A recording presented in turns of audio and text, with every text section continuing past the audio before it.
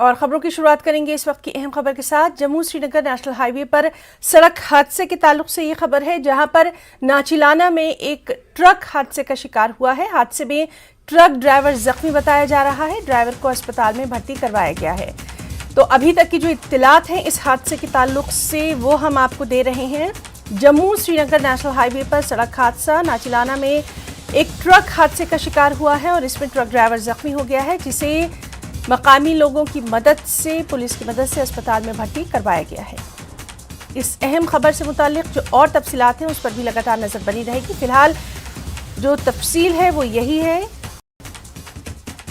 Jammu Srinagar national highway पर नाचिलाना में एक ट्रक हादसे का शिकार हुआ है और ट्रक ड्राइवर इसमें जख्मी बताया गया है। आप तस्वीरों में देख सकते हैं, हादसे में ट्रक ड्राइवर जख्मी हो गया, जिसे बाद में जो स्थानीय लोग हैं और पुलिस की मदद से अस्पताल में भर्ती करवाया गया। उसकी हालत कैसी है, किस तरह से ये हादसा हुआ, इन तमाम डिटेल्स पर भी नजर बनी हुई है।